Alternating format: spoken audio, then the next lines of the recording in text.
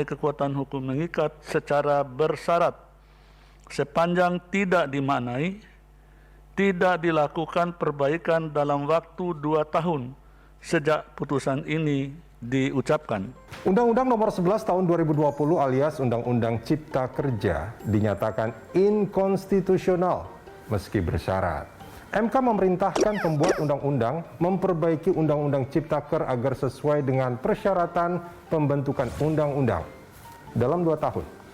Jika hal itu tak dilakukan, maka Undang-Undang Ciptaker menjadi inkonstitusional secara permanen. Bahwa sementara itu berkenaan dengan asas keterbukaan dalam persidangan terungkap fakta pembentuk undang-undang tidak memberikan ruang partisipasi kepada masyarakat secara maksimal.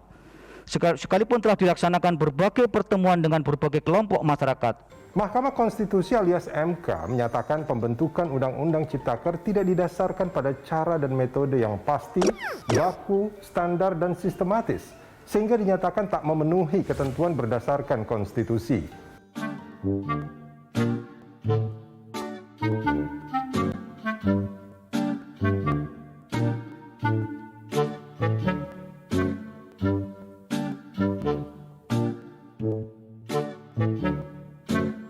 Tapi ya itu, meski dianggap inkonstitusional sepanjang tidak dimaknai, tidak dilakukan perbaikan dalam waktu 2 tahun sejak putusan dibacakan. Bagi pemerintah, itu artinya Undang-Undang Cipta Kerja tetap berlaku. Putusan MK telah menyatakan bahwa Undang-Undang Cipta Kerja masih tetap berlaku secara konstitusional sampai dengan dilakukan perbaikan pembentukannya sesuai dengan tenggang waktu yang ditetapkan oleh MK, yaitu harus dilakukan perbaikan paling lama 2 tahun sejak putusan dibacakan. Putusan MK juga menyatakan agar pemerintah tidak menerbitkan peraturan baru yang bersifat strategis sampai dengan dilakukan perbaikan atas pembentukan Undang-Undang Cipta Kerja. Selanjutnya pemerintah akan segera menindaklanjuti putusan MK yang dimaksud melalui penyiapan perbaikan undang-undang dan melaksanakan dengan sebaik-baiknya arahan Mahkamah Konstitusi lainnya sebagaimana dimaksud dalam putusan MK tersebut. Undang-Undang Cipta Kerja yang disebut Omnibus Law itu adalah undang-undang yang menggabungkan beberapa undang-undang, termasuk Undang-Undang Ketenagakerjaan, ke dalam satu undang-undang. Proses yang terkesan tergesa-gesa dan tidak transparan itu banyak dikritik publik.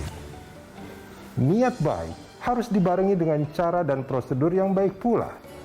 Undang-Undang Ciptaker yang niatnya baik antara lain menyederhanakan izin-izin yang super birokratis dan memudahkan investasi pun harus begitu.